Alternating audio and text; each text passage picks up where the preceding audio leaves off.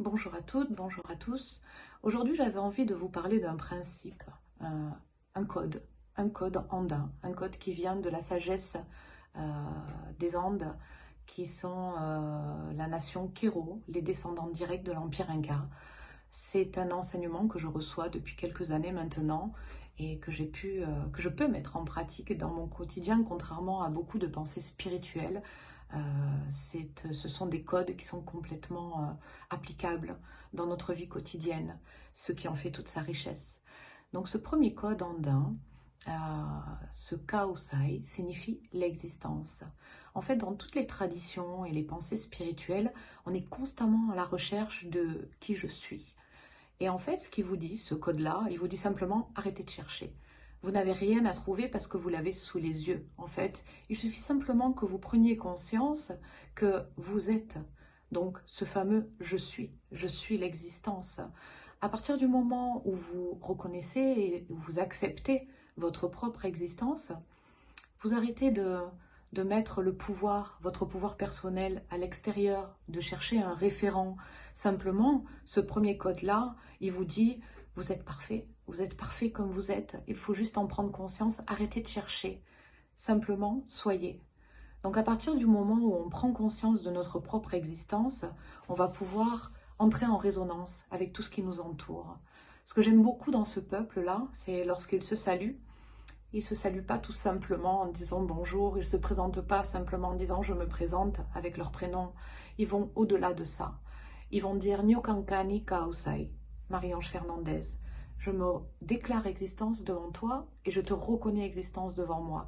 Le Nyokankani, c'est le je suis. Le Kaosai, c'est l'existence.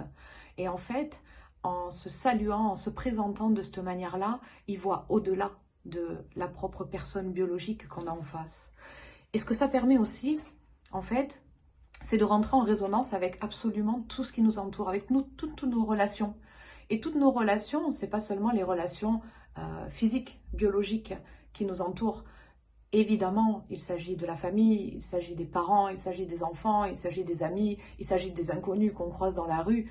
Mais toutes nos relations également, ce sont les règnes animal, végétal, minéral, la lune, le soleil, la terre-mère, les éléments, parce qu'en fait, on fait partie de ce tout. On fait partie de cette unité. Tout ce qui nous entoure, en fait, entrer en résonance avec tout ça, ça va vous permettre de trouver votre propre centre, votre propre point d'équilibre. Et en fait, vous vous rendrez compte que tout ça, c'est juste une expression de vous. Et vous êtes une expression de ce tout. Donc à partir de là, vous n'avez plus qu'à prendre conscience que vous êtes l'unique créateur de votre propre univers. Vous êtes l'unique responsable de vos choix, de tout ce que vous faites dans votre vie. Il n'y a pas de coupable, il n'y a pas de responsable. Tout ce que vous faites, vous choisissez de le faire d'un point de vue conscient ou inconscient. Donc il suffit juste de ramener cette information-là à votre conscience pour pouvoir être un être humain responsable en fait, un être humain qui chemine en conscience. Et c'est pas difficile. Lorsqu'on apprend cette gymnastique-là, de voir ce qui nous entoure, de penser et de comprendre que tout ce qui nous entoure, en fait, c'est juste un reflet de soi-même, là, on devient responsable. Là, on devient des observateurs et on prend les décisions et on est conscient des décisions qu'on prend. Donc, arrêtons de chercher. Simplement, il suffit d'honorer ce qu'on est, d'accepter ce qu'on est, parce que nous sommes des êtres parfaits. Tout est juste et parfait au sein de cette unité. Donc à partir de là, il suffit juste l'accueillir, l'accepter, honorer, remercier et surtout déclarer haut et fort, je suis qui je suis.